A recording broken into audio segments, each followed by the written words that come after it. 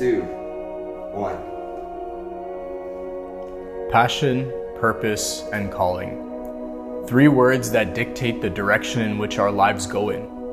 For myself, growing up, I didn't know what any of those words meant for me.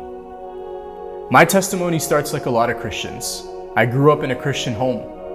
On Sundays, I would go to church because my parents would take me to church. Despite that, I truly enjoyed being at church every Sunday. It brought community for me. I had friends there. I enjoyed my time there. Monday to Friday, I would have my friends at school, but Sunday was just a different feeling. Despite the feeling I felt at church on Sunday, I didn't really know what relationship with Jesus looked like. I just went to church on Sunday because that's where my parents would take me. As I grew up in the church, I made more and more friends. I became more and more known in the church, more so because of my parents' reputation and not just my own. But when I hit high school is when I really started to feel the numbness of growing up in church. I didn't really understand still what relationship with Jesus looked like. In high school, I got along with everyone. I was popular, I did well in school, and I didn't really feel the need to have a relationship with Jesus. I continued walking through the motions of just going to church because my parents went. I got involved in some midweek ministries, helped out on Sundays here and there, but none of it came from a place of wanting to serve Jesus. Just coming from a place of, I was asked, so I'm gonna do it. When grade 12 hit, it finally came time to apply for universities and kind of dictate the direction in which your career is gonna go in one day. Growing up in my house, my dad always wanted either myself or my brother to be a doctor one day.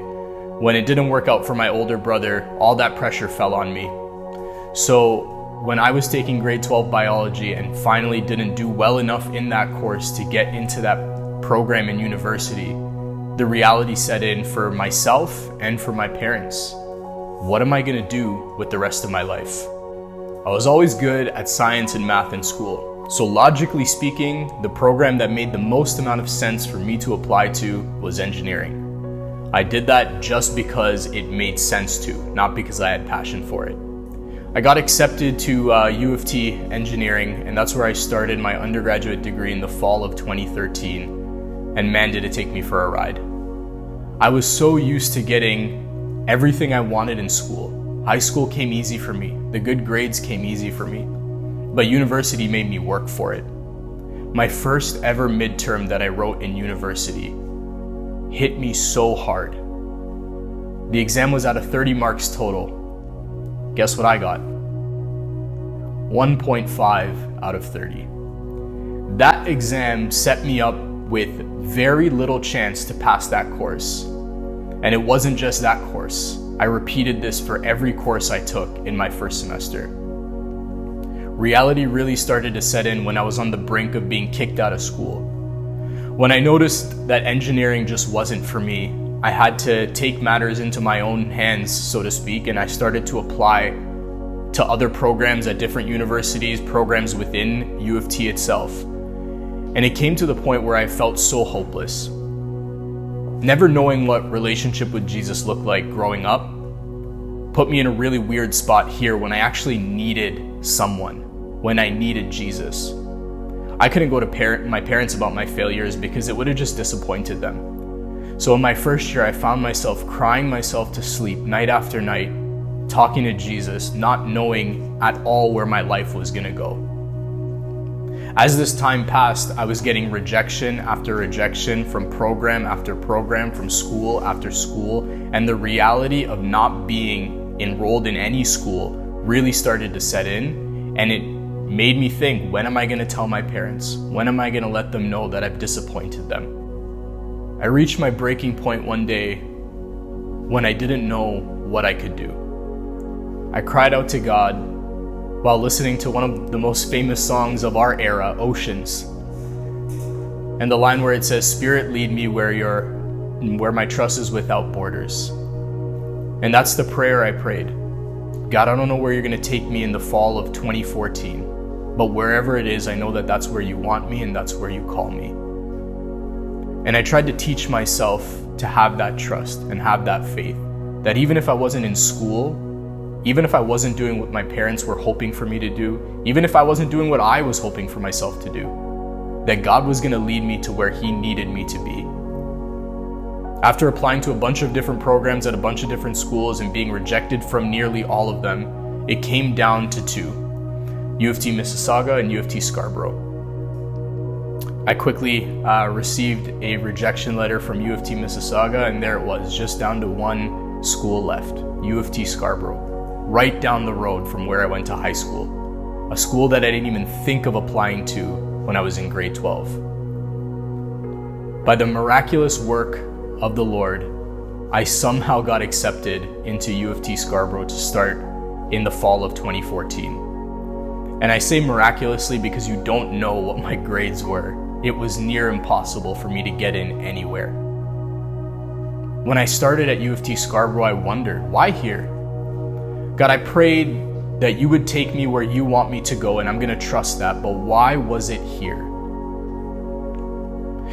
I quickly started to make the same mistakes that I made in my first year. I wasn't going to lectures, I wasn't paying attention, I wasn't making the most out of my second chance. I wasn't failing, but I wasn't doing well either. In the summer of 2016, I met Pastor Mark. He was a guest speaker at my church. And from there, we had a conversation. He let me know that he was planting a church on my campus, and he asked me if I wanted to join the team. Growing up, I was never one for extracurriculars, but something in me just said, hey, yeah, why not? Let's join this.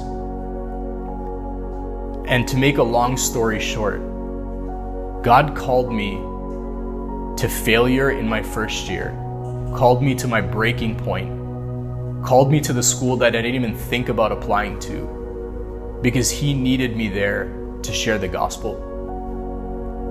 Being called to campus church opened my eyes to what I was passionate about, and it was serving God. Being called to campus church made me realize what my calling was, and that was to minister to God's people. Being called to campus church made me finally feel like I had a purpose in this life. Through there, I continued to develop my leadership skills, my ministering ability.